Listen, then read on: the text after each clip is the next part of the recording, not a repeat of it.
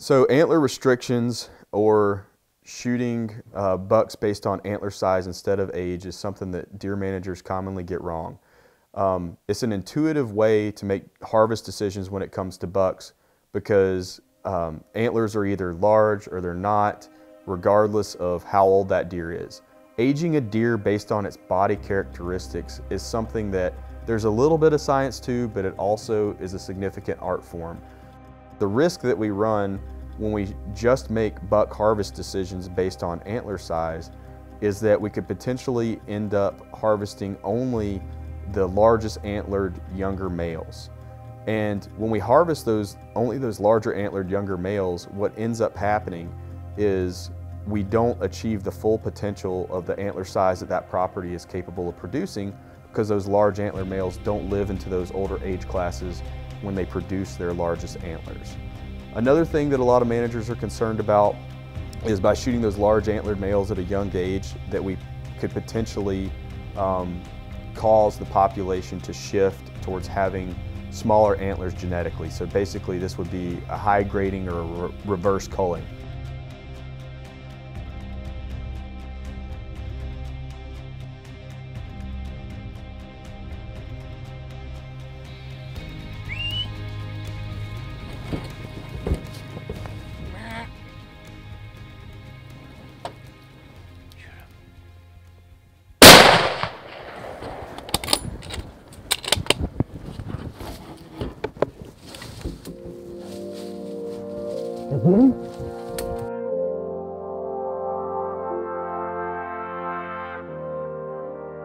So Dr. Gulsby is 100% correct when the observation is that most people are hunting bucks based off of antler size and not age.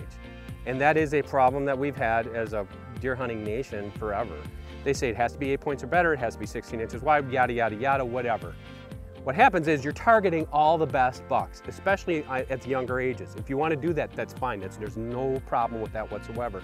But if you're trying to manage for older deer, it paints you into a corner in the fact that you're not targeting those lesser, and I say that facetiously, lesser individual deer that are the ones who are actually going to be the next generation of deer.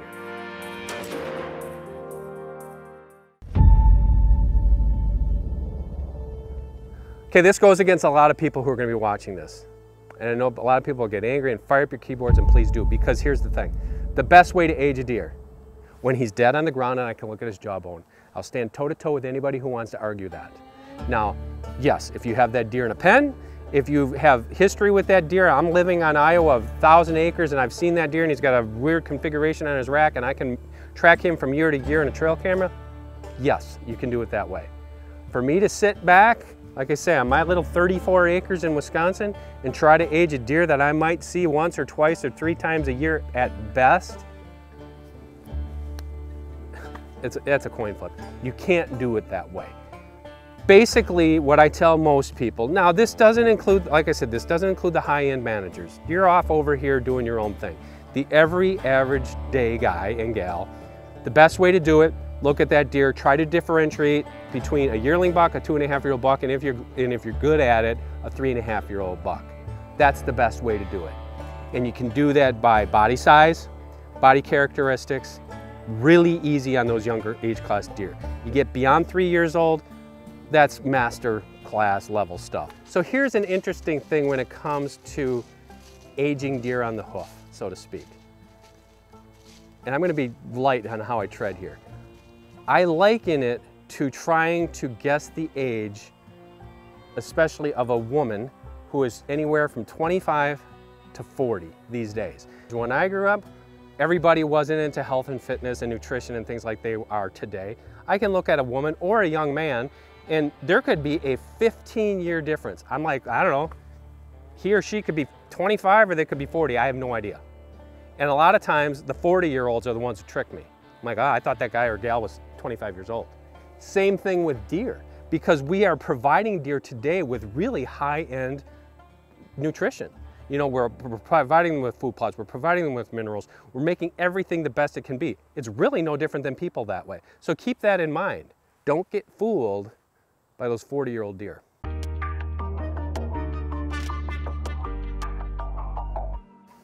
Today's product of the day is this new Nitro Fire rifle from Traditions. I think it's going to revolutionize muzzleloading.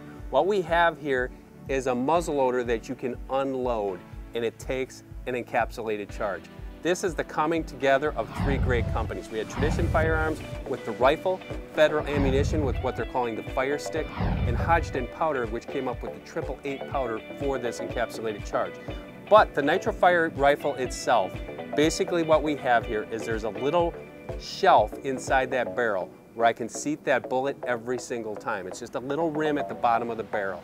And then there is no breech plug. I open this up, I put an encapsulated charge in there, I put my primer in the charge, and I'm all ready to hunt. At the end of the day, whether I'm in a tree stand, ground blind, whatever, crack open the gun, take the charge out, makes it extremely safe, and I can live to hunt another day. That bullet's not going anywhere because there's no charge in there.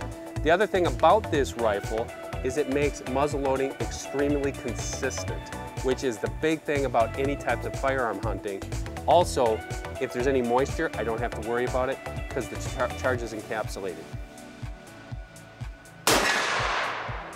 The Nitro Fire rifle is legal in 15 states right now. I think it's going to be legal everywhere once game managers learn how safe this gun is. To learn more about this and more, go to traditionsfirearms.com.